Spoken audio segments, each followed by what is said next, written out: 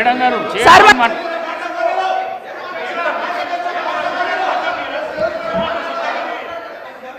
సభ madam గారు మీరు చైర్తో మాట్లాడండి ప్లీజ్ చైర్తో మాట్లాడండి. సభా నాయకుడు మాట్లాడుతుంటేనే మీరు అగౌరవపరుస్తున్నారు. అధ్యక్ష ఒక్క నిమిషం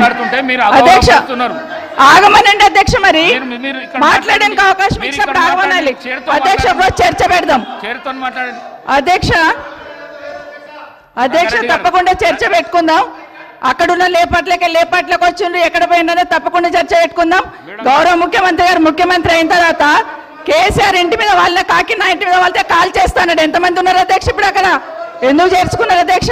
గౌరవ ముఖ్యమంత్రి గారు ఎంజాయ్ చేస్తున్నారు ఇప్పుడు మాట్లాడుతుంటే. గుండె మీద చేసుకొని చెప్పాలి అధ్యక్ష ముఖ్యమంత్రి గారు కూడా. ఆ రోజు నేను అక్కగానే ఆశీర్వదించిన, ఆ రోజు పార్టీలోకి వస్తున్నప్పుడు ఒక అక్కగా ఆశీర్వదించిన, బాబు నువ్వు చాలా పెద్దగా ఎదుగుతావు, ఈ రాష్ట్రానికి ముఖ్యమంత్రి అవుతావు, రాయి పార్టీలకని ఆహ్వానించిన నేను. ఈ రోజు మరి నన్నెందుకు కక్ష తీర్చుకుంటున్నాడు నాకు అర్థమైతలేదు. ప్రతిసారి ప్రతి అసెంబ్లీలో ఒక్క నిమిషం ఆగండి చెప్పనియండి. ఒక ఆడబిడ్డ బాధ అవుతుంటే వినే స్థితిలో లేరా మీరు?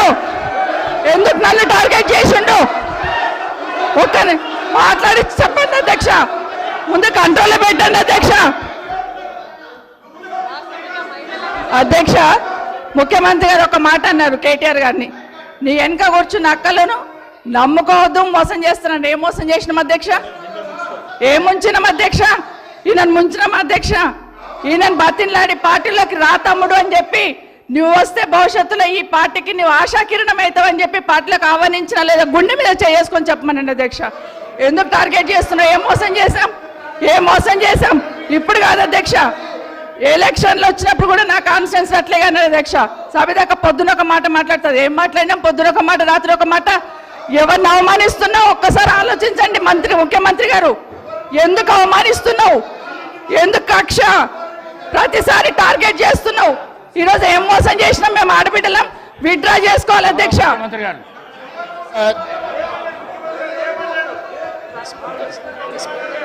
స్పీకర్ సార్,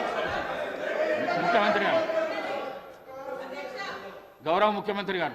స్పీకర్ సార్ కూర్చోండి ప్లీజ్. అరే ముఖ్యమంత్రి మాట్లాడేటప్పుడు సభానాయకుడు మాట్లాడుతుంటే ఏమవుతుందంటే ఎట్లా? స్పీకర్ సార్ మాట్లాడండి. ప్రజా జీవితంలో ఉన్నప్పుడు వ్యక్తిగత సంభాషణ ఉంటుంది, ప్రజా జీవితంలో చర్చ ఉంటుంది. సబితక్క ఈరోజు నేను నిన్ను కాంగ్రెస్ పార్టీలకు రమ్మన్నా పెద్ద లీడర్ అవుతావు అని చెప్పినా, పార్టీకి నీకు భవిష్యత్తు ఉంటుందని చెప్పినా అని చెప్పింది. అది వాస్తవం.